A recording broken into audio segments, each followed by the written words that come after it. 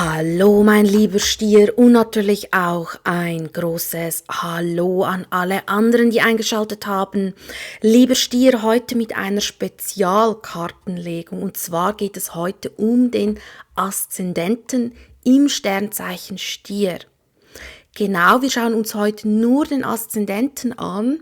Und warum machen wir das? Der Aszendent ist ein Symbol für deinen inneren Seelenplan, deinen inneren Seelenweg, deine inneren Aufgaben. Wir haben einen äußeren Seelenplan und einen inneren Seelenplan. Und der Aszendent gehört eben zum Inneren, wie zum Beispiel das Thema Berufung, Leben gehört zum äußeren Seelenplan. Ja, also du siehst, heute wird es eher eine transformative Legung. Wir schauen uns mal an, was ist zurzeit wichtig für dich zu wissen, für deinen Seelenweg. Wo sind mögliche Blockaden? Wo darfst du hinschauen? Lieber Stier, wie immer, denk daran, das ist eine allgemeine Legung. Das heißt, nicht jede Botschaft wird wahrscheinlich für dich sein. Ist auch völlig in Ordnung. Nimm bitte nur das an, was zu dir gehört und biege nichts zurecht. Ja, dann würde ich sagen, starten wir doch. Ich hoffe, du bist bereit. Lieber Stier, dein innerer Seelenweg. Was ist zurzeit wichtig für dich zu wissen? Wo darfst du hinschauen? Was darfst du dir zu Herzen nehmen? Lieber Stier, was ist wichtig für dich? Wir haben hier zweimal das Stopp, einmal die Hingabe und einmal die Neugier. Sehr, sehr spannend. Neugier, verliere niemals deine Neugier zum Leben. Erlaube dir immer wieder auch Neues im Leben zu entdecken oder herauszufinden. Sei da ganz offen, also nicht dich in Schubladen verlieren oder in festgefahrene Gedankenkonstrukte, sondern bleib wirklich offen. Weil es kann sein, dass es auch darum geht, oder Stier hat manchmal, natürlich je nachdem, was du sonst noch für Platzierungen hast, aber Stier hat manchmal das Problem bezüglich Komfortzonen. Stier neigt manchmal dazu, in eine Komfortzone sich zu begeben und wie festzustecken im Leben, je nachdem natürlich, auf welcher Bewusstseinsebene du deine Energie lebst und was du sonst eben noch für Platzierungen hast.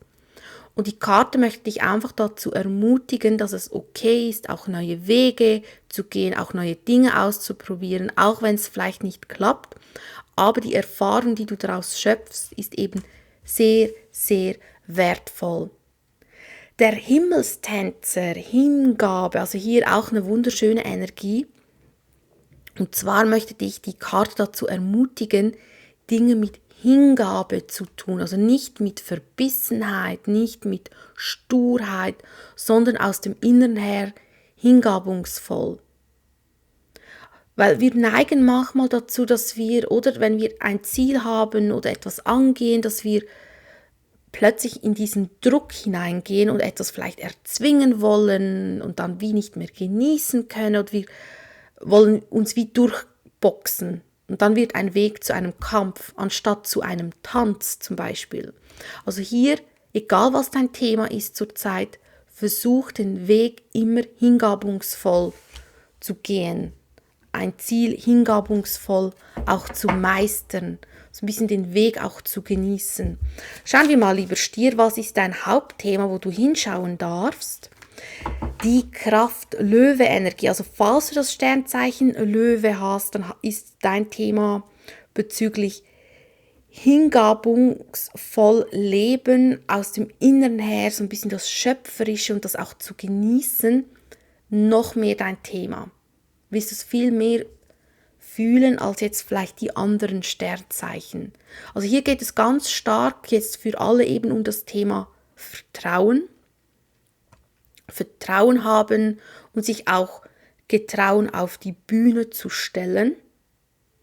Weil bei der Kraft-Löwe-Energie geht es auch um das Thema Herz, sich getrauen, nach dem Herzen auch zu leben und den Weg eben auch zu genießen. Also hier geht es ganz stark um das Thema Vertrauen, wo du so ein bisschen hinschauen darfst. Der Stern, Wassermann-Energie, auch für alle Wassermänner, Frauen. Hier auch ganz stark das Thema Hingabe und sich getrauen, auf die Bühne des Lebens zu stellen, vielleicht kreativ zu leben, Visionen, die aus dem Herzen kommen, annehmen oder entdecken, was bedeutet das? Warum zieht es mich immer in diese Richtung? Warum zieht es mich immer wieder zu diesem Menschen zurück? Was ist die Lernaufgabe? Was möchte mir meine Seele zeigen? So ein bisschen so. Also sehr, sehr spannend und es geht wirklich um das Thema auch eben Vertrauen. Schauen wir mal, die Kraft, lieber Stier. Ja, Sehnsüchte zeigen sich, geh deinen Sehnsüchten, die aus dem Herzen herkommen, nach. Also schäm dich nicht dafür, halte dich nicht zurück. Ich sehe, dass du sehr lange gewartet hast oder dich zurückgehalten hast. Und vielleicht geht es auch darum, um zu empfangen, oder das Herz ist auch da, um zu empfangen, zu geben, zu empfangen. Und es kann sein, dass du vielleicht eine Zeit lang etwas Zeit gebraucht hast, um vielleicht zu regenerieren. Und jetzt ist die Zeit da, dass du aber wieder wie heilen darfst, energetisch gesehen. Und das tust du am besten eben, wenn du dich getraust, deiner Herzensstimme auch zuzuhören und dem nachzugehen. Was ist die größte Blockade? Was blockiert dein Vertrauen? Was blockiert diese hingabungsvolle Art, die du ja leben möchtest? Der Herrscher, wieder Energie. Also falls du wieder bist, kann es sein, dass du die Blockade ein bisschen stärker fühlst als jetzt die anderen. Der Herrscher erschafft sich ja sein Leben, kreiert sich sein Leben. Der Herrscher ist auch eben wieder Energie, manchmal auch Steinbock-Energie. Und beim Herrscher ist das Problem, wenn der Herrscher in den angestrengten Modus geht, also die Energie eher so ein bisschen den Schatten lebt, den Nicht-Selbstanteil lebt, dann geht es oft in Richtung zerstörerisch, also dass man Dinge eben nicht liebevoll angehen kann, sondern es hat immer so wie einen Druck dahinter und dann gehen eben Dinge oft schief oder man ist überfordert oder die Emotionen schwanken. Also falls du merkst, dass deine Emotionen sehr schwanken oder du ein bisschen launisch bist, kann es eben sein, dass du in dieser Blockade feststeckst, jetzt einfach energetisch gesehen natürlich, was dir natürlich nicht gut geht, immer einen Fachspezialisten aufsuchen, der dich unterstützen kann. Ich sehe hier einfach, es geht wirklich um das bewusste Erschaffen. Kreieren ist vielleicht das bessere Wort. Fühlt sich ein bisschen liebevoller an. Wirklich bewusster ins Kreieren gehen. Der Herrscher kann auch auf das Thema Augenhöhe hindeuten oder der Herrscher im Nicht-Selbst hat kein Selbstvertrauen. Also neigt entweder dazu zu Narzissmus, Überheblichkeit, aber bei dir habe ich jetzt eher das Gefühl hier, das Thema Vertrauen eben, Thema Selbstbewusstsein. Und begegne allen Menschen auf Augenhöhe, ganz, ganz wichtig. Erkenne deinen Wert und mach dich nicht klein. Also hier wirklich, hier erlauben, dass du ja dein Leben eben so ein bisschen Stück für Stück kreieren kannst. Oder es ist wie, ich weiß nicht, ich weiß gar nicht, ob es das noch gibt. Früher gab es doch so ein Spiel auf dem Computer, Sims hat das geheißen. Und da konnte man ja wie seine Welt aufbauen, also sein Haus einrichten, so wie man es möchte, wenn man natürlich genug Geld hatte bei diesem Spiel. Und sieh das Leben ein bisschen so, kreiere es wirklich aktiv. Wähle aktiv aus, wie dein Leben sein soll und einfach Stück für Stück natürlich das dann umsetzen. Und hierbei ist aber wichtig, dass du aktive Entscheidungen triffst und dich von einem Ungleichgewicht löst. Also hier ist eine Art Ungleichgewicht. Schauen wir mal, der Herrscher, warum? Als Blockade.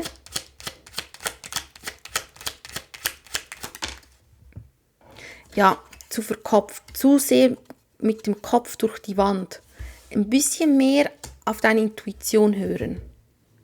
mehr eben weil die Energie der Hingabe ist eben aus dem Inneren heraus. Es ist ganz, ganz eine schöne, sanfte Energie, aber dennoch eine zielstrebige Energie. Aber die kippt eben nicht ins Zerstörerische oder in diesen Druckmodus. Oder der Druck kann ja manchmal auch das Zerstörerische auslösen oder eben das Gegenteil, dieses Antriebslose.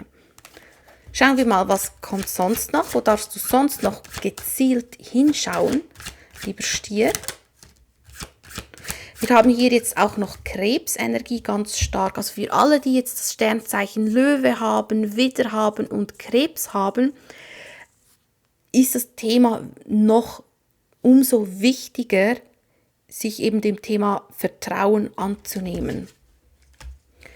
Und Vertrauen heißt nicht, dass du naiv bist und zu allem Ja und Amen sagst. Vertrauen heißt, dass du deinem Gefühl vertraust, dass du Dinge akzeptierst, wie sie sind, nicht schönredest, sondern dass du dem auch vertraust, was du wahrnimmst. Das heißt, wenn du Nein sagst, dass du auch diesem Nein vertraust. Wenn du Grenzen setzt, dass du auch dieser Grenze vertraust und nicht hinterfragst, oh, habe ich jetzt einen Fehler gemacht?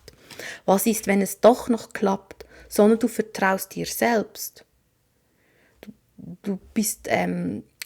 Du schaust zu dir. Das bedeutet es, wirklich im Vertrauen zu sein, auch im Leben zu vertrauen, dass alles gut kommt und auch dir selbst eben zu vertrauen. Wir haben hier eben den Wagen, 10 der Schwerter und den Magier und ich sehe hier ganz stark, dass es vorwärts geht und dass du dich bereit machen darfst, fühlt sich stark nach Entscheidungen an, weil hier möchte eine Art Schlussstrich kommen und ich sehe, dass du in diese Richtung gehst. Also hier kommt wie eine Art Cut, damit du ein Potenzial entfalten kannst oder damit ein Weg frei wird. Ja, ein Weg frei wird, nehme ich wahr. Also hier geht die Reise los und du darfst dich wirklich bereit machen, gezielt zu entscheiden, gebe ich Gas, gehe ich auf die Bremse, biege ich nach rechts oder links ab. Weil hier kann sein, dass du vielleicht im ersten Moment in eine Sackgasse hineinfährst oder dass durch dieses bewusste Lenken und Entscheiden dir klar wird, welches Hindernis oder welches Thema darf jetzt wirklich beendet werden, damit der Weg frei ist. Also hier ist wie eine Art Hindernis, was du erkennst und was du lösen kannst. Schauen wir mal, der Wagen. Ja, schon wieder 10 der Schwerter. Oha, du gehst in Richtung diese 10 der Schwerter, dieser Cut. Irgendetwas beenden, was nicht mehr zu deinem Weg gehört, was deinen Weg blockiert, sehe ich hier. Es kann sein, dass es dir ein bisschen weh tut, aber es ist zu deinem Besten. Du tust es, weil du weißt, es ist richtig so. Ja, es ist irgendetwas, kann etwas Toxisches sein, etwas, das dir nicht gut tut, eine Art Kette, die dich zurückhält, vorwärts zu gehen. Es kann sein, dass du dich von einem Thema trennst, von einer Verbindung, von einem Glaubenssatz, von einem Wunsch, weil du erkennst, dass dieser Wunsch nicht mehr deiner ist, zum Beispiel. Warum der Magier? Warum der Magier? Hier öffnen sich Türen. Türen zu neuen Erfahrungen. Oh, 9 der Münzen und Königin der Münzen. Also lieber Stier, hier öffnet sich eine Tür oder eine Möglichkeit, die dir ganz starke Stabilität bringt und Verwurzelung. Vor allem beim Thema Freiheit. Das Gefühl haben, jetzt bin ich frei. Jetzt stehe ich mit beiden Beinen da und kann zum Beispiel mein Ding machen, meinen Weg gehen. Also hier könnten auch Chancen kommen, aber die Chancen werden dir nicht zwingend vor die Füße gelegt. Das heißt, du musst auch so ein bisschen Initiative ergreifen. Aber es ist, glaube ich, etwas, was du manifestiert hast. Erfüllt sich hier. Vielleicht auch eine Chance, um an Geld zu kommen, damit du eben einen Wunsch erfüllen kannst oder damit du etwas Neues lernen kannst oder eine Fähigkeit jetzt anwenden kannst. Weil diese Chance bringt dir auch neue Fähigkeiten, die du erforschen darfst, die du eben mit dieser Neugier erforschen darfst. Also falls du das Thema Beruf hast und du hast das Gefühl, das Thema Beruf gehört ganz stark zu deinen inneren Aufgaben, sehe ich hier, dass du dich von eben etwas befreien kannst und in Richtung neue Fähigkeit, vielleicht sogar Selbstständigkeit kommst. Schauen wir mal, was ist denn der Rat, lieber Stier? Ja, falls du dir schon lange überlegst, ob du im spirituellen Bereich arbeiten sollst, ist die Antwort ja, ganz klar. Und ansonsten hör auf deine Intuition, lerne deiner Intuition zu vertrauen, deinen Eingebungen zu vertrauen und danach zu gehen. Was liegt im Schatten? Wo schaust du vielleicht zu wenig hin? Ja, also ich sehe, dass hier ein ganz starker Impuls da ist oder ein Impuls, eine Form von Weckruf, aber dennoch hinterfragst du diesen. Und dann setzt du dich wie unter Druck, weil du wie das Gefühl hast, du musst zwischen vielleicht zwei Welten entscheiden oder du kannst diesem Impuls nicht ganz 100%ig nachgehen. Nimm den Druck raus, ganz wichtig. Folge mal diesem Impuls, gib mal diesem Impuls einfach Raum. Vielleicht musst du nicht unbedingt sofort diesem Impuls, wie soll ich sagen, 100%ig nachgehen. Vielleicht darfst du das auch so ein bisschen auf dich zukommen lassen. Aber wenn es sich dir zeigt, nimm es auch an. Also hinterfrage nichts, was sich dir eigentlich ganz klar zeigt. Es wäre wie wenn ich jetzt die Kerze da anschaue und überlege, ist das jetzt wirklich eine Kerze oder ist das eine Einbildung? Ja, vielleicht ist das doch eine Vase, aber es ist eine Kerze, das sieht man doch. Also weißt du, was ich meine? Hinterfrage nicht Dinge, die sich dir ganz klar zeigen.